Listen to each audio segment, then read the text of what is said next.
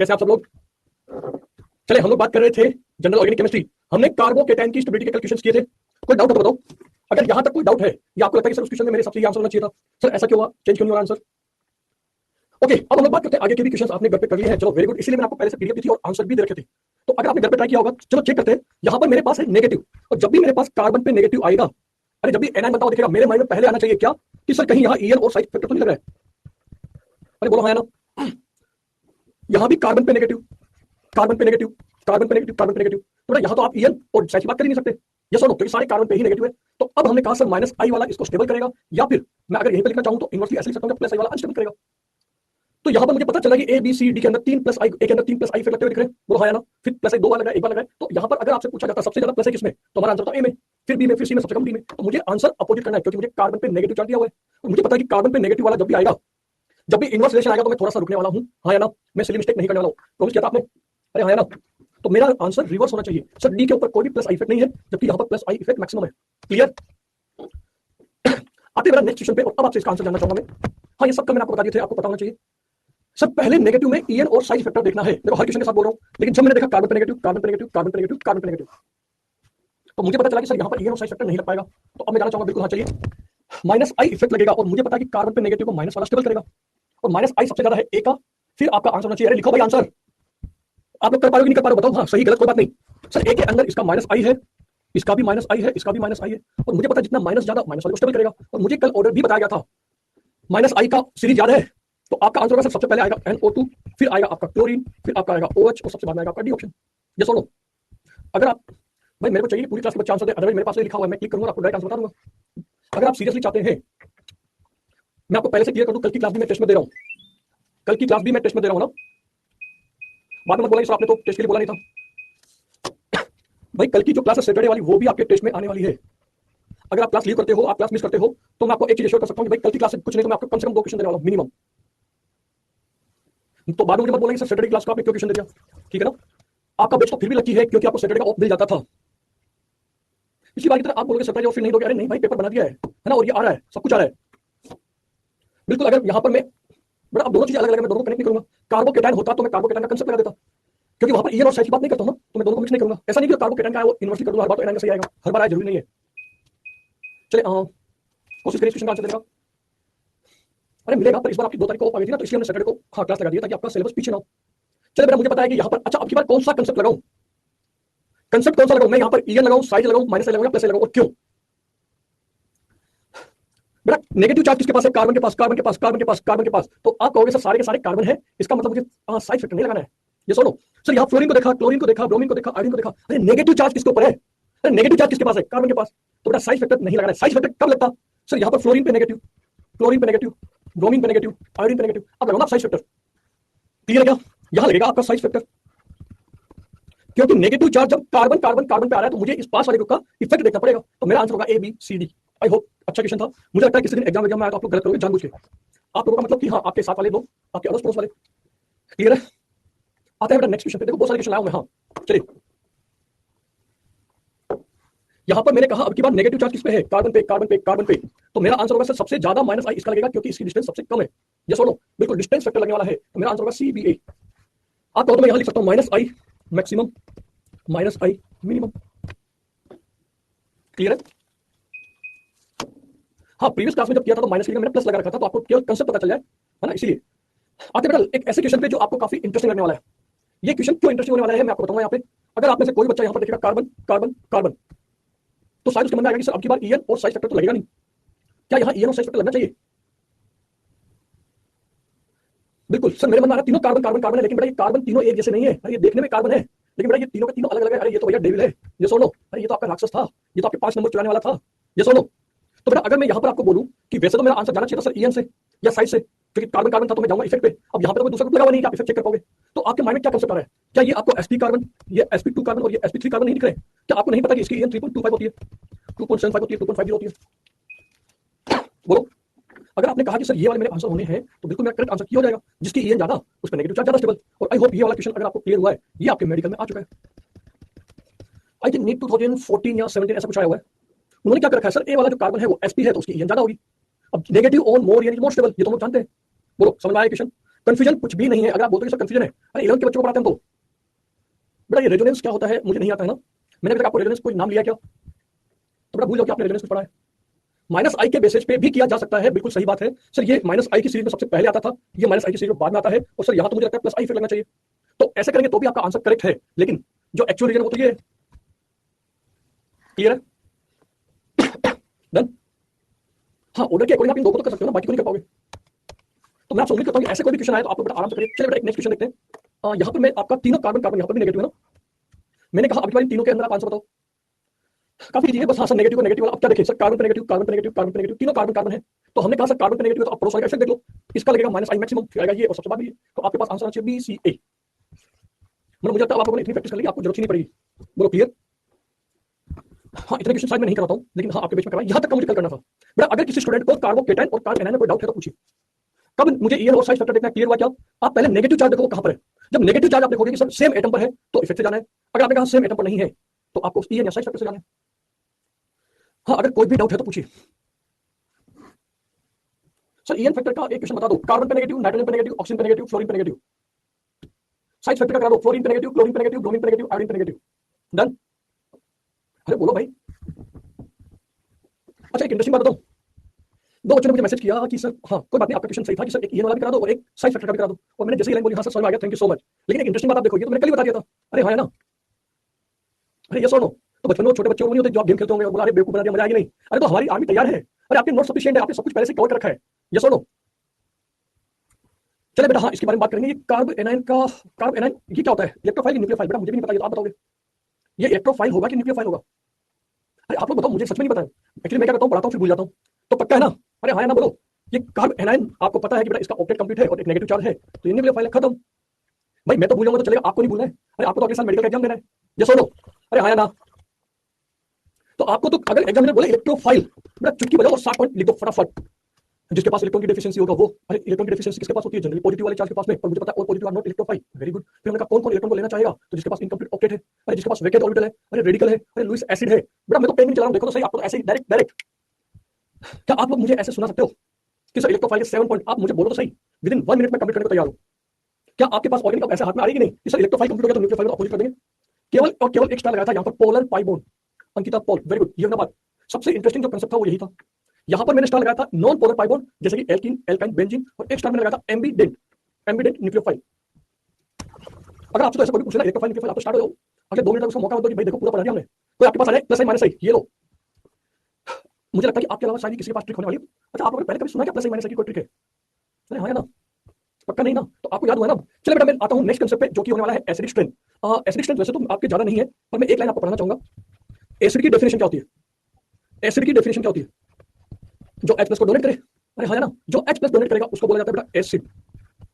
अगर एसिड ने H+ donate किया तो इसके साथ में एक स्पीशीज और बनेगी जिसमें माइनस चार्ज आता हुआ दिखेगा। इस माइनस चार्ज वाली स्पीशीज को क्या बोला जाता है? अगर आपको याद है तो बताइए, इस माइनस चार्ज वाली स्पीशीज को क्या बोला जाता है? बाई प्रोडक्ट नहीं, ये क्या बात है, बाई प्रोडक्ट क्यों बोलेंगे? अरे एनायन क्यों बोलेंगे भाई? एसिड के अंदर अगर आपने H+ को डोनेट किया तो इसको बोला जाता है बेटा कॉन्जुगेट बेस। अरे केमिकल इक्विलिब्रियम में पढ़ा था, आयनिक में रिवीजन किया था, केमिकल काइनेटिक्स तक आते आते थोड़ा थोड़ा भूल गए, और ऑर्गेनिक आते तो सर खत्म कहानी। अरे भूल गए। यहां पर आपके पास एक छोटा सा कंसेप्ट और आता है Ka। अगर आपने Ka का नाम सुना हुआ तो पता क्या होता है? Ka होता है बेटा डिसोसिएशन कांस्टेंट। क्या होता है? जो भी आपने इसको ब्रेक किया है वो कितना जल्दी टूटेगा या नहीं, तो this is constant, dissociation constant. और आपको पता है Ka का फॉर्मूला कैसे निकालते हैं? Concentration of product divided by concentration of reactant. अरे फिजिकल केमिस्ट्री में पढ़ा था, इनऑर्गेनिक तक आते आते भूलना चालू हो गए, और ऑर्गेनिक तक आते आते फिजिकल भूल गए। ऐसा क्यों भाई? इसको भी पढ़ना है ना।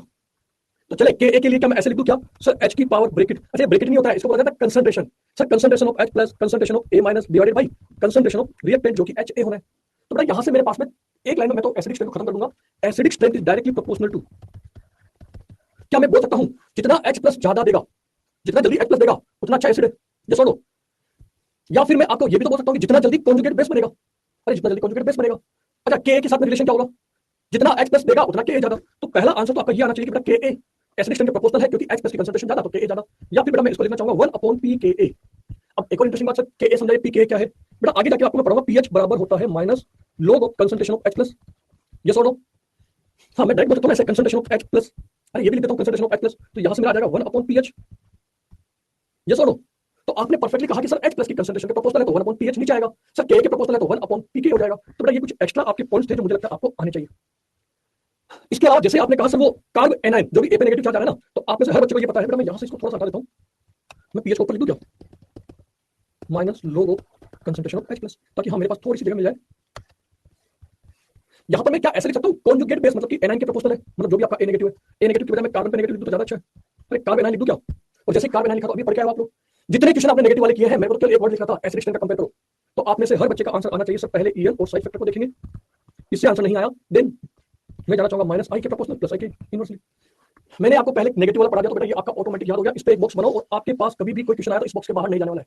जनरली तो आप माइनस आई प्लस आई से बता दो, पर कभी कभी एग्जामिनर बोलेगा हमारे पास में के की वैल्यू ये है या पी के की वैल्यू ये है, अरे हमने कहा नहीं भैया एच प्लस की कंसंट्रेशन दे दो या पीएच की कंसंट्रेशन दे दो, तो बेटा वो आपको थोड़ा सा परेशान कर सकता है। लेकिन हमने यहाँ पर आपको टेस्ट के पहले 5 स्टार दे दिया है, आपको पता होना चाहिए कि ये आपके लिए काफी एक इंपॉर्टेंट फॉर्मुला होने वाला है। डन। क्वेश्चन कैसे आएंगे बेटा, ये रहा पहला question, CH4 NH3 H2O HF what is the comparison of acid strain. आपको जैसे ही एसिड का नाम आया आपके मन में आना चाहिए सर H प्लस को भगाओ, हाँ या ना, और कार्बन पे नेगेटिव चार्ज लो। कार्बन पे नेगेटिव का मतलब मैं बोलना चाहूंगा बेटा carbon anion generally negative charge, मैं तो ए नेगेटिव लिख दूं तो ज्यादा अच्छा ना, ताकि आप लोग बार बार इसको कंफ्यूजन ना करो। मैं यहाँ पे ए नेगेटिव लिख देता हूँ ताकि आपके मन में ये नहीं आए सर क्या कार्बन पे होना चाहिए। जो बच्चा मेरे से पूछ रहा था क्वेश्चन, ये रहा बेटा आपका क्वेश्चन, लो आंसर लो, सब बच्चों का आंसर चाहिए, हर एक बच्चे का आंसर चाहिए। तो क्या मैं यहाँ पर लिख सकता हूँ DCBA। सर मैंने जैसे ही यहाँ पर एक एक H को रिमूव किया, मेरे पास आया कार्बन पे नेगेटिव, नाइट्रोजन पे नेगेटिव, H2O पे नेगेटिव, HF पे नेगेटिव, और मुझे पता है कि सर सबसे ज्यादा स्टेबल कौन है, सबसे ज्यादा stable carbon, nitrogen, oxygen, fluorine. अब बताओ, अब जैसे ये इतना मैंने कर दिया तो आपके लिए तो बहुत ईजी हो गया। क्या आपका आंसर अभी आ रहा है DCBA। अब आप लोग परफेक्टली बोल सकते हो sir negative charge on more EN is more stable, yes और नो। सर मैं यहाँ पर लेफ्ट टू राइट जा रहा हूँ तो मुझे यहाँ पर ईएन फैक्टर को देखना होगा। आइए नेक्स्ट क्वेश्चन पे। अब की बार मैंने आपको कहा सर CH3NH2 है, CH3OH है, CH3SH है, मैंने क्या किया इन तीनों के आपको कॉन्जुगेट बेस बना के दे दिए। अब आप कंपैरिजन करो, बड़ा आंसर भी नहीं देखना है, इन तीनों के बेस अगर मैंने बना दिए कॉन्जुगेट बेस, अब आप बताओ। हाँ आप लोग चेक करो, मुझे भी नहीं पता। सर सबसे पहले इन दो में कंपेयर कर लेंगे नाइट्रोजन और ऑक्सीजन पे, ये हमारे आते हैं बेटा लेफ्ट टू राइट, और मुझे पता है कि ऑक्सीजन की ईएन ज्यादा है, तो यहाँ पे ऑक्सीजन पे नेगेटिव चार्ज ज्यादा स्टेबल होगा। इसका मतलब हो गया कि सर ए और बी में जो मैंने कंपेयर किया बी वाला ज्यादा आएगा, बोलो हाँ है ना, क्योंकि ऑक्सीजन की ईएन ज्यादा है। लेकिन जैसे ही आपने इन दोनों में कंपेयर किया, अब की बार ईएन वाला कंसेप्ट मत लगाना सर, ये तो टॉप टू बॉटम जाने पर हमें, अरे टॉप टू बॉटम में जाना ना, तो यहाँ पर हम साइज फैक्टर से देखेंगे और जो साइज बड़ा होगा बेटा उसका बाद में आ जाएगा। ये सुनो, ये लीजिए CBA सबसे ज्यादा सी होने वाला है। ये क्वेश्चन मेरा फेवरेट रहा है, क्योंकि जो बच्चा लॉजिकल पढ़ता है उसको ये समझ में आएगा कि यहाँ पर मैंने ईएन फैक्टर को देखा है और यहाँ पर मैंने साइज फैक्टर को देखा है। क्लियर है। मैं जनरली ये वाला क्वेश्चन कहीं ना कहीं देता ही देता हूँ टेस्ट में या एग्जाम में। हाँ स्माइल इसलिए बना रहा हूँ क्योंकि आपको पता चल जाएगा हाँ अच्छा क्वेश्चन है। हाँ क्वेश्चन बहुत ईजी, लेकिन आज के 2 महीने बाद याद रखना वो बड़ा काम ना कि क्या आपको याद रहता है कि नहीं। अच्छा एक चीज सोचो, मैंने आपको अल्कोहल और एमाइन चैप्टर की एसिड पढ़ाना चालू कर दिया, बिल्कुल बेटा टेस्ट में आएगा। चलिए नेक्स्ट क्वेश्चन आइए। अच्छा एक क्वेश्चन और आया मेरे मन में कि सर यहाँ पर आपने CH3NH2 में से जो नेगेटिव चार्ज बनाया इस H को भगा के यहीं पर क्यों बनाया। क्या ऐसा नहीं हो सकता था कि CH2 पे नेगेटिव आ जाता और मैं तीनों के अंदर इफेक्ट लगा के देख लेता, सर तीनों में कार्बन पे नेगेटिव आता, एक पे NH2OH SH देख लेता। अरे आना चाहिए मेरे मन में कि हाँ। अब मैंने कहा थोड़े दिन रुकिए, मैं आपको ऐसे लॉजिक बताऊंगा, आप कभी सोचे नहीं होंगे। मैंने ये पूछा यहाँ नाइट्रोजन से गया क्यों, कार्बन से क्यों नहीं गया, वो तो मुझे ही पता है कि हाँ मैं नाइट्रोजन से ही भेज रहा हूँ। सर पहला कंसेप्ट का आंसर तो चलो मैं बोल सकता हूँ कि जिसकी ईएन ज्यादा है उस पर नेगेटिव चार्ज आना प्रीफर करेगा, ठीक है, लेकिन इससे भी अच्छा एक लॉजिक और मिलना चाहिए। हाँ मेरा क्वेश्चन है कि ये नाइट्रोजन से ही H क्यों गया, कार्बन से क्यों नहीं गया। हाँ सही क्या गलत आंसर दीजिए, मैं वेट कर रहा हूँ, जो आंसर आपका आना चाहिए। मोर ईएन ऑलरेडी मैं बता चुका हूँ, हाँ मोर ईएन वाला कंसेप्ट ठीक है। आइए वो लोग जो केमिस्ट्री में आगे भागते हैं, चलिए सब लोग नाइट्रोजन से H रिमूव करेंगे तो स्टेबल हो जाएगा। मैंने पूछा क्यों स्टेबल हो रहा है, यही तो बात है। सर आउटर सरफेस में है, वो तो दोनों में बाहर है। शाबाश हेमा नाज, देखो आपके बीच में से एक आंसर तो परफेक्टली आ गया है। ये रेजोनेंस तो बेटा मैंने कभी सुना ही नहीं। नाइट्रोजन पे नेगेटिव ज्यादा स्टेबल होगा क्योंकि साइज बड़ी है बेटा, ये तो बहुत ही बड़ा भयंकर वाला बाउंड हो जाएगा। नाइट्रोजन की साइज बड़ी नहीं होती बेटा, छोटी होती है। जब आप लेफ्ट टू राइट जाते हो तो साइज डिक्रीज होती है और टॉप टू बॉटम जाते हो तो साइज इंक्रीज होती है। मेरा क्वेश्चन ये है कि नाइट्रोजन से ही क्यों H गया। चलो मैं आपकी थोड़ी सी और हेल्प कर दूं क्या पता अब आप लोगों के माइंड में आना चालू हो जाए। हाँ चलिए देखो भाई आपके बीच में से एक बच्चे का आंसर आया है, इसका मतलब है कि हाँ कहीं ना कहीं आप लोग सोचना नहीं चाह रहे हो। शाबाश अंकिता पॉल, वेरी गुड। देखिए दूसरे बच्चे का आंसर आ गया। चलिए आगे चलिए, बॉन्ड एंगल से नहीं जोड़ूंगा, लोन पेयर की वजह से नहीं, रेजोनेंस बेटा मुझे नहीं आता। आगे चलो। अच्छा एक बात बताओ, बॉन्ड पोलैरिटी किसकी ज्यादा है। अरे डेल्टा ईएन किसका ज्यादा है। अरे कार्बन और नाइट्रोजन में से किसकी ईएन ज्यादा है, आपको पता है इसकी ईएन होती है 3.0। अरे यस और नो, यस और नो। और आपको पता है हाइड्रोजन की ईएन कितनी होती है 2.1। यहां पर अगर आपने डेल्टा ईएन को चेक किया तो आपका डेल्टा ईएन आता है 0.9। अरे कार्बन का ईएन कितना है, कार्बन का अरे 2.5।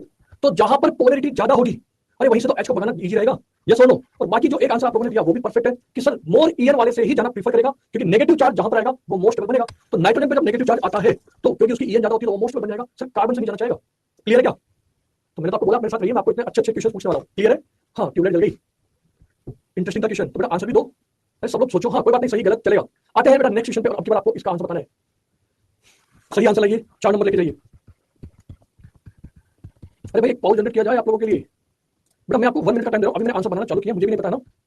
ये पहला ऑप्शन हो गया, ये दूसरा हो गया, ये तीसरा ऑप्शन बना रहा हूँ ए सी बी, देन मैं आपको बना रहा हूँ सी ए बी। टोटल मेरे पास 4 ऑप्शन है, सोचिए समझिए देखिए और बताइए।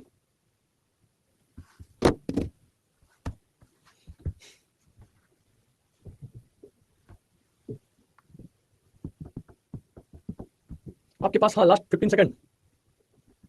मैं जैसा देख पा रहा हूँ बी और डी के अंदर बड़ी खतरनाक टक्कर चल रही है। Last 5 second. क्या बात है, मतलब एकदम इक्वल बी और डी को जैसे कि मैं देख पा रहा हूँ बराबर वोटिंग मिल रही है। अब भाई आंसर तो एक ही सही है। आप देखो बी और डी को कितने लोगों ने किया है, दोनों का इक्वल है बी और डी का। बेटा यहां पर सही आंसर आपका होने वाला है डी। क्यों?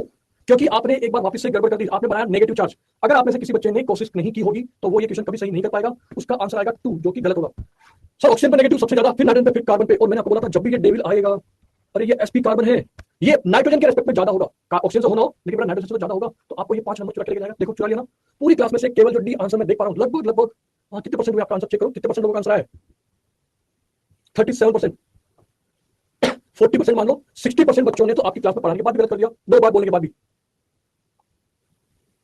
तो चैलेंज लेते हो कि ऐसे क्वेश्चन में गड़बड़ नहीं करोगे। चलिए बेटा आइए नेक्स्ट क्वेश्चन पे। हाँ ये रहा आपका आंसर सी ए बी। आइए नेक्स्ट क्वेश्चन। हाँ कोई कमी नहीं है क्वेश्चन की। देखो एक तो होता है कि मैं आपको चलो थ्योरी पढ़ा देता, थ्योरी से बेटा हमारे क्वेश्चन ज्यादा नहीं आते, थ्योरी एक बार पढ़ो, क्वेश्चन प्रैक्टिस करो। अरे नीट वाला ये थोड़ी कहेगा कि एसिड स्ट्रेंथ क्या होती है, इसकी थ्योरी लिख के दिखाओ। ये सुनो, चलिए कंप्लीट करिए एसिड स्ट्रेंथ का। ये तो पक्का पता चल गया कि सर H+ कहां से बनाना है आपकी बात, ऑक्सीजन ऑक्सीजन ऑक्सीजन से। कंप्लीट करिए। मैं आपको केवल और केवल 2 ही ऑप्शन देने वाला हूं, सिर्फ 2 ऑप्शन। पहला ऑप्शन है ए बी सी डी, बेटा आपके पास में हाँ, और दूसरा ऑप्शन है डी सी बी ए। हाँ मैंने कॉल जनरेट किया, केवल 30 सेकंड्स का दिया है, जिसमें से भी 15 सेकंड आपके जा चुके हैं। चलिए चलिए चलिए फटाफट आंसर दीजिए। हाँ बेटा मैं केवल आपके 2 ही ऑप्शन दे रहा हूँ। चलो आपके बाद फिर भी हाँ मैक्सिमम लोगों का करेक्ट आया है, वेरी गुड। मतलब कि अब आप धीरे धीरे अपने कंसेप्ट को इंप्रूव कर रहे हैं। सर ये एबीसीडी ही क्यों आया? अरे क्योंकि ऑक्सीजन पे नेगेटिव है, ऑक्सीजन पे नेगेटिव है, ऑक्सीजन पे नेगेटिव, ऑक्सीजन पे नेगेटिव है, तो मुझे पास वाले का इफेक्ट देखना पड़ेगा। सर इसका प्लस इफेक्ट कम होगा, इसका प्लस इफेक्ट ज्यादा होगा, इसका प्लस और ज्यादा होगा, इसका प्लस मैक्सिमम होगा। ये सुनो तो मैं आपसे उम्मीद करता हूं कि आप लोग सारे क्वेश्चन परफेक्टली कर सकते हैं। आइए नेक्स्ट क्वेश्चन पे। इतने क्वेश्चन की हाँ बेटा हाँ एक बार आप देखिए, मैं क्योंकि हमारा क्लास का टाइम है 45 तक, ठीक है। अगर मैं आपसे यहाँ क्वेश्चन पूछता हूँ CF3 CCl3 और ये ग्रुप लगा के, तो आपको तो केवल ये नेगेटिव चार्ज बनाना है। अगर आपने कॉन्जुगेट बेस बना दिया तो आपके लिए काफी इजी होने वाला है। अब बताओ, तो बेटा सबको पता चल रहा है सर यहाँ पर 3 फ्लोरीन है, यहाँ पर 3 क्लोरीन है, तो ए और बी में से तो ए पहले आ गया फिर बी आया, फिर बी और सी में कंपेयर करो, सर यहाँ 2 क्लोरीन है, यहाँ पर एक ही क्लोरीन है, तो हमारा आंसर जाएगा A B C D. Done. तो ये आपके पास नंबर ऑफ क्वेश्चंस की कोई कमी नहीं है। आप केवल और केवल एच को भगाओ, आंसर लो, केवल और केवल एच को रिमूव करो, आंसर लो। आपने ऑक्सीजन पे नेगेटिव चार्ज बना दिया तो बेटा आपका आंसर आ जाएगा ए सी बी, क्योंकि माइनस आई का जो ऑर्डर होगा वो होगा बेटा सबसे पहले NO2, फिर आएगा CN और फिर आएगा आपका F। ये सुनो, हमें पता है कि नेगेटिव को नेगेटिव वाला स्टेबल करता है। अगर मैं आपको एक बात बोलूं कि सर मुझे एसिडिक स्ट्रेंथ वाले क्वेश्चन समझ में नहीं आए, बट आप इनको एसिडिक स्ट्रेंथ मानो मत, आप तो इसको नेगेटिव चार्ज मानो और नेगेटिव चार्ज मान के क्वेश्चन अटेंड कर लो। क्या आपको कार्बोकेटायन वाले क्वेश्चन समझ आएगा कल के लेक्चर्स के? क्या कल के कार्बोकेटायन वाले आएगा पक्का? हाँ सब लोग नहीं, जिस बच्चों को डाउट है, क्या आपको आज मैंने जो कार्बन पे नेगेटिव चार्ज वाले कराया वो क्लियर हुए क्या? बट अगर आपको कार्बन पे नेगेटिव वाला आया, अगर आप ये बात मुझे बोलोगे सर मुझे एसिडिक स्ट्रेंथ नहीं आया, तो कहीं ना कहीं तो झूठ बोल रहे हो। या तो आपको एसिडिक स्ट्रेंथ आ चुका है बट पहली बार क्वेश्चन कर रहे हो ना, तो आपके गलत आंसर आया, तो आपका कॉन्फिडेंस और सब कुछ गड़बड़ है। और या फिर आप यहाँ झूठ बोल रहे हो कि सर मुझे कार्बन पे नेगेटिव वाले आ गए, बट मैं तो क्या कर रहा हूँ, यहाँ पे मैं NO2 CN तो कर रहा हूँ। यहाँ पर आपने कहा NO2 का क्या लगेगा -I, इसका -I, इसका -I का ऑर्डर आपने देखा NO2 CN F, तो आपका आंसर आ गया ACB। सर अब की बात आपने नेगेटिव चार्ज बनाया नहीं, बेटा बना भी देता तो भी मुझे पता था कि यही बनने वाला है। अरे हाँ या ना? जब तीनों में नेगेटिव चार्ज एक जैसा ही बनता हुआ दिख रहा है तो मैं बार बार नेगेटिव चार्ज बनाने की प्रैक्टिस क्यों करूंगा? मैंने तो इसका इफेक्ट देख लिया NO2 का। आज आप घर पे वापस से सारे क्वेश्चन को अटेंड करिएगा। अगर आपको लगता है कि सर मेरे से ये वाला क्वेश्चन नहीं बनाया, बिल्कुल मैं आपकी हेल्प करूंगा। बस थक गए? ऑक्सीजन वाले में आप कहोगे इसका +I इफेक्ट मिनिमम होने वाला है और इसका +I मैक्सिमम होने वाला है। हाँ आप लोग सोचोगे 10 क्वेश्चन में, 15 क्वेश्चन में, 20 क्वेश्चन में थक गए। आपके क्लास के बच्चों का आंसर है कि सर आज बहुत ज्यादा क्वेश्चन हो गए, थक गए। चलो तो आज की क्लास ये खत्म करते हैं। अरे नहीं पढ़ना तो बस खत्म। ये सुनो, नहीं अगर आपको नहीं पढ़ना है तो फोर्सफुली थोड़ी ना पढ़ाया जा सकता है। इसके बाद मैं आपको पढ़ाने वाला हूं बेसिक स्टेप। अरे मुझे भी पता है कि मुझे कितना पढ़ाना है। अगर ये मैसेज तुम नहीं भी लिखते, अरे भैया अगर ये मैसेज आपका टाइप होकर नहीं भी आता, तो भी मैं आपको बोल रहा था बेटा आज हमने बहुत सारे क्वेश्चन किए हैं, घर पे इनको वापस से रिवाइज करना, सोल्व करना, क्योंकि अब मैं आपका लेने वाला हूं मॉड्यूल, क्योंकि मैं आपको सोल्व करने वाला हूं आपके कुछ क्वेश्चन।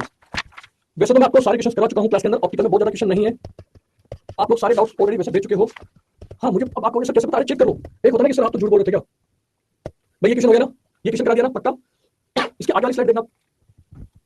हाँ इसके आगे वाली स्लाइड देखो क्या आ रहा था, बेसिक स्ट्रेंथ तो आ रहा है, और ये मैं अपने क्लास में पढ़ाऊंगा। तो हाँ अरे मुझे भी पता है भाई बिल्कुल। बड़ा मैं पहले हाँ इसके डाउट लेता हूँ, फिर जीओसी के भी ले लूंगा क्योंकि मेरे पास अभी काफी टाइम है, 20 मिनट है। ऑप्टिकल तो मैक्सिमम 10 मिनट में हम लोग खत्म कर देंगे अगर आपने प्रॉपर्ली सोल्व किया है तो। केवल दो ही बिगिनर बॉक्स है, 1 और 2। चलिए इसके जस्ट बाद में मैं आपके बिल्कुल जीओसी के डाउट ले लूंगा और उसके बाद जीओसी के डाउट वापस कभी नहीं बताऊंगा। हाँ जहां तक मैं करा चुका हूँ। चलिए जल्दी से बताइए। अच्छा एक्सरसाइज 1, एक्सरसाइज 2 और exercise 3, beginner box question number 11, optical exercise 1 का क्वेश्चन नंबर 7, क्वेश्चन नंबर 2 का 11। बड़ा क्वेश्चन नंबर 6 तो कुछ होता ही नहीं है, पूरा लिखो आगे, या तो बिगिनर बॉक्स लिखो या एक्सरसाइज 1 लिखो, 2 लिखो। बिगिनर बॉक्स सॉरी 1 का क्वेश्चन नंबर 6, आगे चलिए। एक्सरसाइज 1 का 10 सोल्व करके आए हो ना पक्का। हाँ क्लियर। बिगिनर बॉक्स 1 में क्वेश्चन नंबर 5 तक, ये जो 6 वाला बच्चा ये तो गलत बोल रहा है। हाँ मतलब ऐसा ही। चलिए बेटा आते हैं बिगिनर बॉक्स 2 के क्वेश्चन नंबर 11 पे। आपसे पूछा गया क्वेश्चन नंबर 11 में which of the following can be a major compound. बेटा डॉक्टर बन चुके हो, आपने पेशेंट को गलत इंजेक्शन लगा दिया है, अब आप कुछ नहीं कर सकते। सर ये बिगिनर बॉक्स 1 का 6 नहीं था, 2 का था। बेटा -5 ले गए आप, खत्म। आप नहीं बता रहे, ठीक है ना। ये क्या बात हुई भाई, सर 1 का नहीं था 2 का था। अरे भाई एग्जाम दे रहे हो, डॉक्टर बनने वाले हो ना, तो फिर चलिए बेटा क्वेश्चन नंबर हम लोग आते हैं 11 पे। हमने यहाँ पूछा कौन सा कंपाउंड है जो मीजो हो सकता है। अच्छा मीजो होने के लिए पहली कंडीशन बताओ, 2 या more than 2 chiral carbon having POS और सीओएस। तो बेटा अगर आप कहोगे पहले वाले ऑप्शन में क्या यहाँ पे काइरल कार्बन है, मेरा क्वेश्चन क्या यहाँ पे काइरल कार्बन है। सर मुझे तो पीओएस दिख रही है, काइरल कार्बन है कि नहीं है। सर ये वाला कार्बन पे एक सीएससी है एक एच है, और अगर आपने इसको बीच में से कट किया तो इक्वल आ गया, यानी यहाँ पर काइरल कार्बन नहीं है। क्वेश्चन नंबर 2 में काइरल कार्बन है और आप इसको बोलेंगे कि हाँ, जब इसको बीच में से कट करेंगे तो आपको पीओएस दिखाई देगा। सर यहाँ से नंबर 1 वाले कार्बन पे एक मिथाइल है, नंबर 1 पे मिथाइल है। सर नंबर 2 पे कार्बन, नंबर 2 पे कार्बन, तो बिल्कुल आपका ऑप्शन 2 हो जाएगा। सर मेरे मन में तो आ रहा है ऑप्शन नंबर 3। तो बेटा मुझे इसको कट करने के लिए इस बीआर के पास से कट करना पड़ेगा, और जैसे आपने बीआर के पास से कट किया अब आप चेक करो क्या यहाँ पर आपके पास में 2 या 2 से ज्यादा काइरल कार्बन को पीओएस मिल रहा है। चेक करो आपके पास ऐसा कोई प्लान नहीं आ रहा जिससे आप इसको कट करें और आपको ये मिल जाए। हाँ तो आपका पहला आंसर क्लियर हुआ। बेटा आते हैं क्वेश्चन नंबर, अब देखो अब क्या ना कि सर ये भी बता दो वो भी बता दो। अरे सब्जी मंडी थोड़ी कि हाँ बस मैं नाम लेके आपको बिल्कुल स्टेज लेके आने वाला हूं, जिसको जिसको डाउट आ रहा है अपना क्वेश्चन लिखिए, डाउट बताइए कि ये डाउट है, ताकि मुझे भी पता चले। सर बिगिनर बॉक्स 1 के 5 भी बता दो, सर इसका 6 भी बता दो, सर बिगिनर एक्सरसाइज 2 का 10 भी बता दो। ये क्या बात हुई भाई, मतलब मुझे रीजन बताओ कि क्या नहीं समझ आ रहा है आपको। आई थिंक क्वेश्चन नंबर 11 आपका क्लियर है। क्वेश्चन नंबर 6 में आपसे पूछा गया कौन सा ऑप्टिकली एक्टिव है। अरे भाई ऑप्टिकली एक्टिव के लिए काइरल कार्बन देख लो, क्योंकि यहाँ पर मैं केवल 1 काइरल कार्बन के रिस्पेक्ट बात कर रहा हूँ। ऑप्शन नंबर 3 एंड 4 की अगर मैं बात करूंगा तो यहाँ पर आपके पास में ऑप्टिकल एक्टिव के लिए पीओएस को ऑप्शन करना पड़ेगा। सर ये 4th वाला ऑप्शन देखने में तो ऐसा लगा कि यहाँ पर पीओएस है। बड़ा क्या प्लेन ऑफ सिमेट्री है क्या। हाँ सर जैसे मैंने इसको बीच में से कट किया मुझे यहाँ पीओएस दिखाई दे रहा है। अरे नहीं है, यहाँ पीओएस है ही नहीं। सर ये पड़ोस वाले कार्बन नंबर 1 पे एक मिथाइल ग्रुप है, इसके पास वाले कार्बन में मिथाइल ग्रुप है ही नहीं, तो ये पीओएस नहीं है।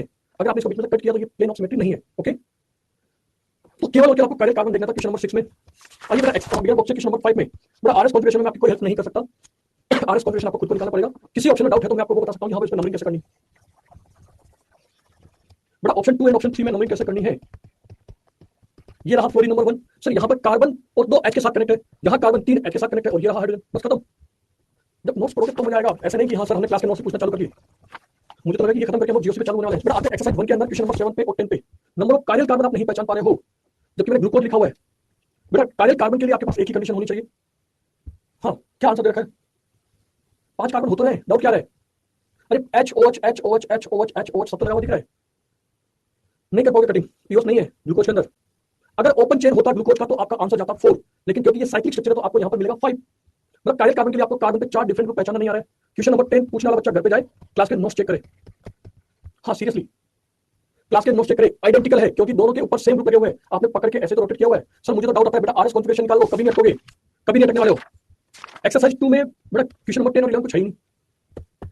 इनके अलावा और कोई डाउट है तो बताइए। ऑप्टिकल आइसोमर में एक्सरसाइज 1 क्वेश्चन नंबर 3। हाँ चलिए बताइए और बेटा इसके बाद नहीं लेने वाला हूं, ये लास्ट मौका है। पूरा लिखो एक्सरसाइज 1 क्वेश्चन नंबर 3। ये ऐसा नहीं लिखा 3 2 ये क्या हुआ बेटा, इसको मैं क्या समझूं, ये कौन सा क्वेश्चन है। हाँ तो पूरा लिखो ना, एक्सरसाइज 3 का क्वेश्चन नंबर 2। बिगिनर बॉक्स 2 में ही अभी तक अटके हुए हो। चलो चलो चलो हाँ और कोई डाउट इसके अलावा। ये अभी तक बिगिनर बॉक्स 1 में ही अटके हुए, अरे भाई ऐसा क्यों। बेटा बिगिनर बॉक्स 1 के अंदर क्वेश्चन नंबर 2 आपको तब आएगा जब आपने आईयूपीएससी चैप्टर के अंदर कॉमन नेमिंग सीखी होगी। कौन सा कंपाउंड है जो ऑप्टिकल आइसोमर देगा, आपको एन ब्यूटाइल अल्कोहल बनाना आना चाहिए। ये रहा एन ब्यूटाइल अल्कोहल, आपको आइसोब्यूटाइल अल्कोहल बनाना आना चाहिए। आपको सेकेंडरी ब्यूटाइल, ये रहा सेकेंडरी रेडिकल, बोलो हाँ या ना, इस पे आपको ऐसा बनाना चाहिए। आंसर आ गया थर्ड, काइरल कार्बन है। तो आपको कॉमन नेमिंग नहीं आएगी तो आप ये क्वेश्चन नहीं कर पाओगे। क्लियर। अब आते हैं बिगिनर बॉक्स 2 के क्वेश्चन नंबर 10 में। बेटा कौन सा इनेंशियोमर शो करेगा। अरे आपके पास में काइरल कार्बन तो हो, अरे काइरल कार्बन होगा तभी तो आप इनेंशियोमर की बात करोगे, equimolar mixture of D and L. अरे मिरर इमेज कब बनोगे, जब आपकी नॉन सुपर इंपोजेबल मिरर इमेज बने। नॉन सुपर कब बनेगा, जब काइरल कार्बन होगा। क्या हो गया आपका ऑप्शन 4। एक्सरसाइज 3 के अंदर आते हैं, सॉरी एक्सरसाइज 1 के अंदर क्वेश्चन नंबर 3। बेटा ये आर कॉन्फ़िगरेशन आपको निकालना सीखो, मुझे नहीं आता ना, मुझे नहीं आता है। आरएस कॉन्फ़िगरेशन अगर आप लोग नहीं कर सकते फिर तो बहुत सोचना पड़ेगा। एक्सरसाइज 3 के अंदर क्वेश्चन नंबर 2, ये भी आपका आरएस कॉन्फ़िगरेशन से है और आपका आईयूपीएसी को मिक्स करके बना रखा है। क्लियर? हाँ, तो ऐसे बोलो कि सर मुझे ये डाउट है। अगर इसके अंदर मैं आपसे पूछूं कि सर यहाँ पर क्या क्या कनेक्टेड है, तो क्या मैं ऐसा बना सकता हूँ क्या? अब सर यहाँ पर मेरे पास में एक फिनाइल है, तो बेटा फिनाइल को ऐसे ओपन करके बना दो ना। कोई फिनाइल आपसे मना थोड़ी ना करेगी भाई आपने हमें ओपन करके क्यों बना दिया। अब नंबरिंग देनी है, सर यहाँ भी पहला कार्बन है, यहाँ भी पहला कार्बन है, यहाँ भी पहला कार्बन है। अब क्या करें? तो जैसे आपने इसको ओपन किया तो आपको ऑक्सीजन ऑक्सीजन और एक ऑक्सीजन, जैसे आपने इसको ओपन करके लिखा हाइड्रोजन हाइड्रोजन हाइड्रोजन, और इस वाले कार्बन पे क्या है? एक तो कार्बन डबल बॉन्ड कार्बन और एक सिंगल कार्बन, यानी कि कार्बन कार्बन कार्बन। बोलो क्लियर? एक होता है आपको चीजें याद कराना, रटवा देना, एक होता है लॉजिकल। अगर मैं आपको नहीं भी बताता तो आपको ये चीज आनी चाहिए थी खुद से। चलिए बेटा जीओसी चैप्टर हम लोग स्टार्ट करते हैं। जीओसी के अंदर मैं चाहूंगा आप लोग मुझे पहले बिगिनर बुक्स 1 2 एंड 3 तक तो आ जाता है, 3 तक पहुंच गए हम लोग। अच्छा 3 वाला आज आप घर पे करिएगा, 1 एंड 2 तक बताइए। बेटा सीएन की नंबरिंग पहले होती है CH2OH की, मुझे नहीं पता। आप इस कार्बन पे एक C ट्रिपल बॉन्ड N को ऐड कर दो और इस कार्बन पे एक CH2OH को ऐड कर दो। अब आप मुझे बताओ किसकी नंबरिंग ज्यादा होगी? मुझे नहीं पता, अरे सच में नहीं पता भाई, मेरे को याद भी नहीं है। बेटा मैं आपसे कहूंगा ये कार्बन है, ये किससे जुड़ा हुआ है? तो आपका आंसर आएगा सर 1 2 3 नाइट्रोजन से। और ये वाला कार्बन किससे जुड़ा हुआ है? आप कहोगे एक ऑक्सीजन और 2 H से। बेटा जीत गया ना, ऑक्सीजन आती। ये सुनो, मैंने कभी ऐसा रूल बताया कि एटॉमिक नंबर मुझे याद करना है या सबको जोड़ना है? नहीं ना, तो बस खुद से बनाओ। आइए बेटा, हाँ कोशिश करिए बिगिनर बॉक्स 1 एंड 2 का कोई क्वेश्चन डाउट है तो इनमें तो बेटा आपके डाउट आने भी नहीं चाहिए। कार्बोकेटाइन की स्टेबिलिटी मैंने आपको कल पढ़ाई है, कार्ब एनाइन की आज मैंने पढ़ाई है, आप सोल्व करिएगा। मतलब मैं जानना चाहूंगा इसमें क्या डाउट आ सकता है भाई, क्या डाउट आ सकता है? बिगिनर बॉक्स 1 के अंदर क्वेश्चन नंबर 2 में अगर आपको डाउट आ रहा है तो बेटा आज घर पे जाना। मैंने जीओसी के केवल ये मेरा 4th लेक्चर है, पढ़ाई करो।